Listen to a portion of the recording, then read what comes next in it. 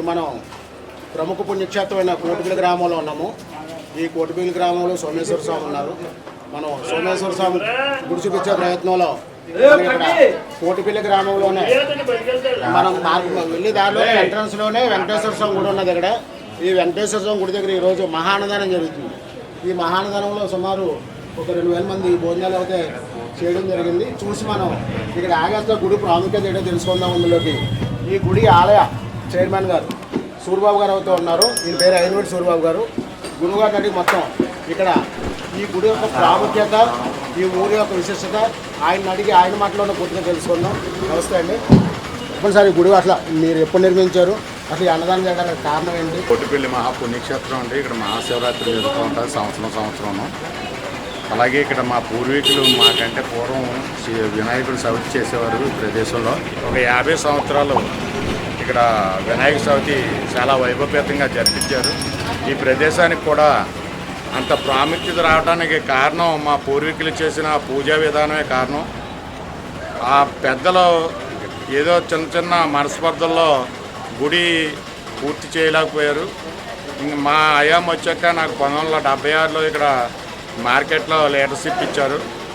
వీళ్ళందరినీ కూడా ఇక్కడ ఉన్న మా లోకల్ కమిటీ అందరినీ కూడా ప్రోత్సహించి, యువతనంతా ప్రోత్సహించి ఇక్కడ ఆలయాన్ని ముందు పాకేద్దామని ఒక కార్యక్రమాన్ని మొదలుపెట్టాం.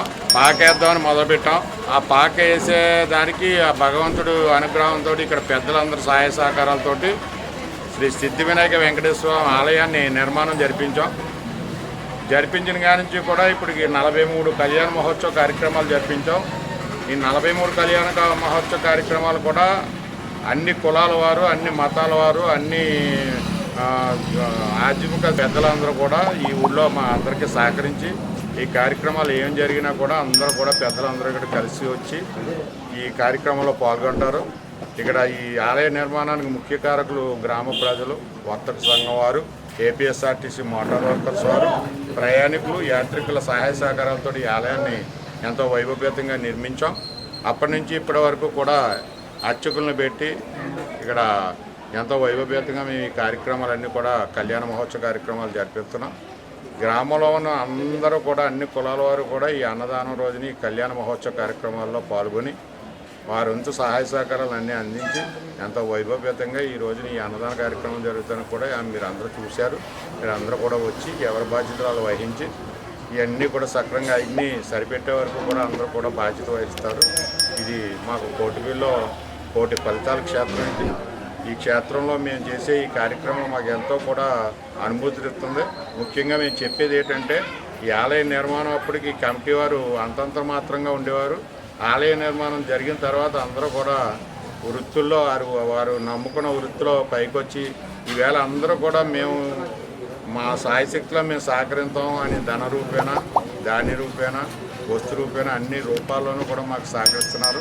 నేను ఆలయ కమిటీ చైర్మన్గా ఉన్నాను అంటే ఇప్పటి వరకు కూడా అందరూ కూడా నన్ను ఉత్సవం అనే పద్ధతిలో అన్నీ కూడా జరిపించారు. అందుకనే నేను ఇంత వైభవపేతంగా ఇది జరిపించగలుగుతున్నాను అందరి సహాయ సహకారాలతోటి. అందు గురించి మా గ్రామస్తులందరికీ కూడా నేను ధన్యవాదాలు తెలియపరుస్తున్నాను. ఈ కార్యక్రమాన్ని అందరిలోనూ ఇంత మాకు సహకరించినట్టు మాకు సోదరులైనటువంటి మాకు సర్పంచ్ గారు, ఈయన సర్పంచ్ అయిన కాడి నుంచి కూడా మాకు ఈ 4 సంవత్సరాల్లోనూ కూడా ఆయన అన్ని రకాలుగాను మాకు సహకరిస్తున్నారు.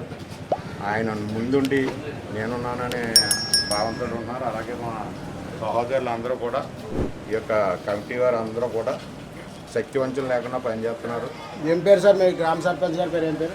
ఎమ్మాడి బేబీ సత్యబాబు. చెప్పండి. ఇప్పుడు ఈరోజు కార్యక్రమం అంటే ఏదైతే కళ్యాణం జరగడానికి కారణంలో మీరు ప్రత్యేకించి ఒక ముహూర్తం పెట్టుకున్నారా, లేకపోతే గుడి మొదలుపెట్టిన కార్యక్రమం మొదటి నుంచి ఇవాళ చేస్తున్నారా? ఈరోజు కళ్యాణం చేయడానికి కారణం ఇది ఒక వైశాఖ శుద్ధ ఏకాదశి కళ్యాణం. అన్నవరం సత్యనారాయణమూర్తి కళ్యాణం ఎప్పుడైతే జరుగుతుందో అప్పుడు జరుపుకోవాలనే ఉద్దేశంలో పూర్వీకులు నిర్ణయం చేశారు. ఆ నిర్ణయం ప్రకారంగా వైశాఖ శుద్ధ ఏకాదశిలో స్వామివారి కళ్యాణ కార్యక్రమాలు జరుగుతాం. అంటే వైశాఖ శుద్ధ ఏకాదశిలో అన్నవరం సత్యనారాయణమూర్తి కళ్యాణం కూడా జరుగుతుంది. అదే రోజున మీరు కూడా జరిపిస్తున్నాం. ఇప్పుడు ఈ గుడి ప్రాముఖ్యత కోసం మీ ఊరొక అంటే కోటిపల్లి గ్రామం అంటేనే ఇక్కడ ప్రముఖ పుణ్యక్షేత్రం. ఇక్కడ కోటిపల్లి రేవు కానీ, లేకపోతే ఇక్కడ మన సోమేశ్వర స్వామి గుడి ఉంది, సోమేశ్వర స్వామి గుడి కానీ, ఇప్పుడు ఇన్ని మహత్వమైన గుళ్ళు ఉన్నాయి అక్కడ. ఆ గుడితో పాటు ఈ వెంకటేశ్వర స్వామి కళ్యాణం కూడా మీరు ఘనంగా చేస్తున్నారు. ఈ మీ గ్రామ ప్రజల యొక్క బాగోగుల కోసం, ఈ గుడి ప్రాముఖ్యత కోసం మీరు 2 విషయాలు చెప్పండి. శ్రీ గౌతమి గోదావరి నదీ తీరాన్ని వేచేసి ఉన్న శ్రీ సిద్ధి వినాయక వెంకటేశ్వర స్వామి వారి కళ్యాణ మహోత్సవాలు ప్రతి సంవత్సరం కూడా జరుగుతుంటాయి. అయితే ఇక్కడ ఈ కళ్యాణం జరిగేటప్పుడు ఈ చైర్మన్ గారు కానీ కమిటీ సభ్యులు కానీ వీళ్ళందరూ కూడా గ్రామానికి మంచి జరగాలని చెప్పేసి కార్యక్రమాలన్నీ చేస్తూ ఉంటారు. అలాగే ఈ అన్నదానం చాలా 2000 మందికి పైగా అన్నదానం చేయడం జరుగుతుంది. ప్రతి సంవత్సరం కూడా వైభవంగా జరుగుతుంది ఈ కార్యక్రమం. దీంట్లో గ్రామస్తులు, నా కార్యకర్తలు, కమిటీ సభ్యులు, ఈ చైర్మన్ గారు భారీ ఎత్తున పాల్గొని భక్తులందరికీ కూడా ఈ ప్రసాదాలు స్వీకరించడం, ఈ భక్తులు వచ్చి ఇక్కడ భోంచేసి వెళ్ళటం ప్రతి సంవత్సరం కూడా ఆనవాయితీగా జరుగుతుందండి. ఇప్పుడు కమిటీ నెంబర్లు వచ్చి మీ పెద్దలే ఉన్నారా లేకపోతే పిల్లలు కూడా ఉన్నారా? దీంట్లో పెద్దలు కాకుండా కమిటీ మెంబర్స్ కూడా ఉన్నారు, చైర్మన్ గారు, అలాగే గ్రామ పెద్దలు వీళ్ళందరూ కూడా ఉన్నారండి. ఇప్పుడు కమిటీ నెంబర్లు అంటే మీరు కంటిన్యూగా ఇయర్ కంటిన్యూ జరుగుతుందా లేకపోతే ప్రతి సంవత్సరం మారడాలు గట్టా అని ఉంటాయా? మారటమే ఉండదు. కమిటీ దీనికి రిజిస్ట్రేషన్ కూడా ఉంది. ఆ కమిటీ నెంబర్లు అందరూ కూడా ఈ చైర్మన్ గారితో కలిసి దాన్ని అందరూ కోఆర్డినేట్ చేసుకుని చేయటం కూడా జరుగుతుంది. ఇది మొత్తం కమిటీకి ఆర్గనైజేషన్ ఉంది. ప్రసాద్ గారి గారి నుంచి మొత్తం కమిటీ సభ్యులందరూ కూడా వేరే వేరే పదవులు అందరూ ఉన్నారు. ఆర్గనైజేషన్ ఉంది. దాంతోపాటు నేను ఒక గ్రామ సర్పంచ్గా వాళ్ళు ఎప్పుడు పిలిచినా ఈ కార్యక్రమానికి వచ్చి నేను హాజరవుతూ ఉంటాను. నా వంతు సహాయం నేను చేస్తుంటాను దీంట్లో. అలాగే గ్రామ పెద్దలు కూడా వచ్చి దీన్ని ఈ కార్యక్రమాన్ని చక్కగా చక్కబెట్టి వెళ్తుంటారు. ఇది మీ గ్రామ ప్రజల నుంచి కాకుండా మన గవర్నమెంట్ తరఫు నుంచి అంటే ఇప్పుడు కొత్తగా జరిగిన నూతనంగా ఎన్నికైన ఎమ్మెల్యేలు కానీ మినిస్టర్లు కానీ ఎవరైనా మీ గుడికి సహకారాలు చేస్తారా? ఎవరైనా దాతలు వచ్చి మేము ఈ కార్యక్రమం చేస్తాం అని చెప్పి వస్తే అది చైర్మన్ గారిని కలుస్తారు. తర్వాత చైర్మన్ గారు ఏమో ఈ కమిటీ సభ్యులందరినీ కూర్చోబెట్టి పలానా ఆయన ఇది చేస్తాను. గతంలో కూడా ఈ షెడ్ ఏదో కొంతమంది సహకారంతోనే చేయించినట్టున్నారు. అవన్నీ చైర్మన్ గారికి కమిటీ సభ్యులందరికీ తెలుస్తుంది. అప్పుడు కూడా మీటింగ్ పెట్టేటప్పుడు కూడా మమ్మల్ని కూడా పిలుస్తుంటారు. మేము కూడా వచ్చి పార్టిసిపేట్ చేస్తుంటాం. అది ప్రభుత్వ పరంగా ఏదైనా సహాయం ఉంటుందా? ప్రభుత్వ పరంగా ఏమీ లేదు, కానీ మామూలుగా డోనర్స్ ఉంటారు కదా, వాళ్ళు డోనర్స్ ఇదిగో మేము ఈ కార్యక్రమం అప్పుడు మేము ఇది చేస్తామని చెప్తే దాన్ని కోఆర్డినేట్ చేసుకుని వీళ్ళు జరిపిస్తూ ఉంటారు. ఇప్పుడు ఇంత ఖర్చు పెట్టి మీరు అన్నదానం గట్రా చేస్తున్నారు, ఇవన్నీ కూడా గ్రామ ప్రజలు వేసుకున్న విరాళాలే. గ్రామ ప్రజలు మనం ఇక్కడ ఉండే కమిటీ వారు ఒక్కొక్క కార్యక్రమం ఒక్కొక్కరు చేసుకుని దీన్ని వైభవంగా చేస్తుంటారు. గుడి కట్టినప్పుడు వాళ్ళంతా సందానం ఇచ్చి చేసిన వాళ్ళు. తర్వాత ఈ ప్రతి సంవత్సరం కూడా దీనికి ఒక బుక్లెట్ తయారు చేస్తారు. 100 రూపాయలు ఇచ్చిన కాడి నుంచి 10,000 ఇచ్చిన వీళ్ళందరి పేర్లు బుక్లో చేసి ఇదంతా. ఇప్పుడు మనం శ్రీ సిద్ధి వినాయక వెంకటేశ్వర స్వామి ఆలయం కోటిపల్లి వీళ్ళు బుక్లెట్ ఒకటి ముద్రించున్నారు. దీని మీద ఈ చైర్మన్ గారు అయితే సూర్యబాబు గారు, తర్వాత ఈ గుడి యొక్క పురోహితులు ఉన్నారు. ఇప్పుడు ఈ ఎవరైతే ఒక 300 రూపాయల విరాళం ఇచ్చారో ఆ విరాళం ఇచ్చిన వారి దాతలకి వీళ్ళు గతంలో ఎవరెవరు విరాళాలు ఇచ్చారు ఏంటని చెప్పేసి బుక్లో మొత్తం పూర్తిగా వీళ్ళు చాలా క్షుణ్ణంగా అంటే ప్రతి ఒక్క విరాళం కూడా బుక్లో భద్రపరిచే ఉంచారు. ఎప్పుడెప్పుడు ఎవరెవరు విరాళాలు ఇచ్చారు, గుడికి సహాయాలు చేశారు, ఇవన్నీ కూడా ఈ సిస్టమ్ అయితే ఎక్కడ చూడలేదు కానీ చాలా బాగుంది. ప్రతి సంవత్సరం కూడా ఎంతమంది యాడ్ అవుతే అంతమంది కూడా యాడ్ అయ్యి ఒక పేజీ 2 పేజీలు పెరుగుతాయి తప్ప ఇందులో తగ్గడం అంటూ ఉండదు. ఈ బుక్ అయితే మనం చూడొచ్చు మామూలుగా ఇలాగా.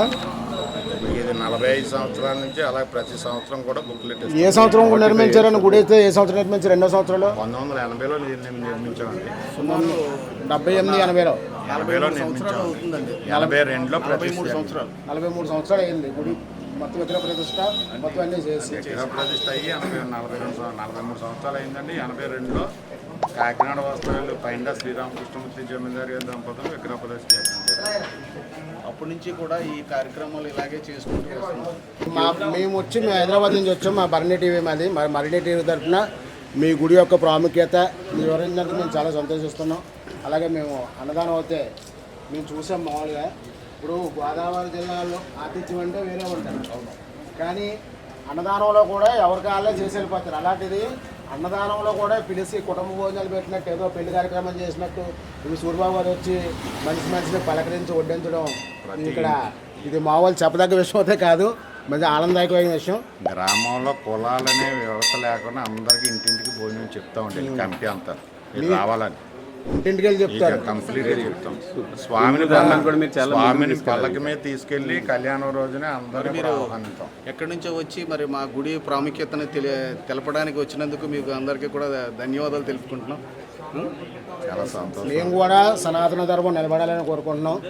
ఇప్పుడు మన వెంకటేశ్వర స్వామి గుడిలో మనం పలికేది గోవింద అని, నమో వెంకటేశ అని, శ్రీ వెంకటేశ అని చెప్పేసి మీరు ఒకసారి అందరూ కూడా గ్రామ పెద్దలందరూ ఒకసారి వెంకటేశ్వర వారు గోవింద చెప్పండి.